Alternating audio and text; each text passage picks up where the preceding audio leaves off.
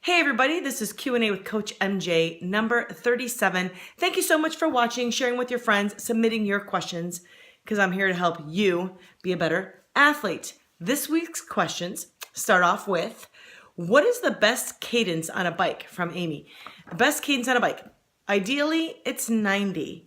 And just like running, you can go anywhere between like 80 and 100 RPMs, and I think you'll be okay, but 90 is kind of the sweet spot and where you want to be. And when you do riding indoors on a trainer, guys, this is kind of where you want to be. And the reason is because that's what's most realistic when you're outside. And so everything we do to train, we want to simulate the closest conditions we can to outside in order to make an easy transition when the weather gets nice and we can ride outside again. So 90. And the reason that is too, you don't want to be a masher. I think when I started riding, my average cadence was about 60 to 64 rotations per minute. And that's what you call a masher. That's someone who doesn't like to shift. I wasn't comfortable with shifting. I thought the bigger gear, the harder I'm pushing, the better it is. And the reality is that's just not true, particularly because, especially in triathlon, when you have to get off the bike, you have to run. If you mash, you will have trashed your quads. You won't have any power left in your legs. So that's a great question, Amy. Thank you for asking. The next one is from Donna. How do you train hills differently than flats when I'm running? And that's another great question. A common problem I see, or a mistake I see made, is that people, we go by pace, right? So if you, again, let's say we're training for a marathon and you're in the 9-minute group or the 9:30-minute group, that's great if your course is flat. But if you go hilly, not all those miles are going to be 9s or 9:30s, and you should be going by effort more than pace. I mean, pace is part of it, but you kind of have to learn what that pace is for you at zone 2, zone 3 effort. Okay, so how you do hills, you want to lean into them, and lean into them from the hips.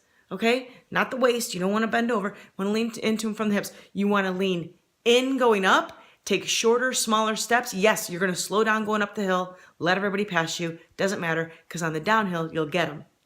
And then you get up to the top of the hill, and when you start to come down, just lean forward and let gravity help you down that hill. And I'm telling you, I tried this tactic when I was training for the Tucson Marathon, which is like, they drive you up, and it's almost the whole thing is like downhill. So even like by mile 12, my quads were killing me.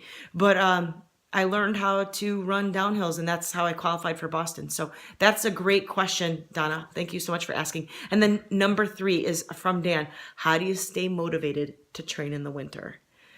Oh, Dan, that is another doozy. And if you're struggling with getting your runs in, join our JQ Run Challenge. Okay, this is our 4th annual challenge. You've got to run 250 miles in 100 days. It started on December 14th.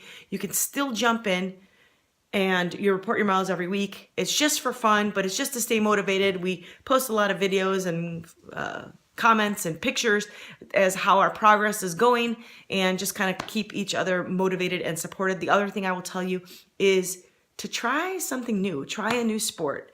Try rowing. Try skiing. Try something new, something different, something that gets you excited, some kind of cross training, because once season hits, and if you have some big goals, you're going to be swim, bike, run, very specific, because that's how you're going to get good at it. So those are some great questions. And thank you guys so much for watching. I appreciate you giving me your attention. And if you learned anything from this video, or you know anybody who could learn something from this video, please share it. That's all I ask. Share it. Leave your comments below. I do go back and read them all. Thank you guys so much, and I'll see you next time.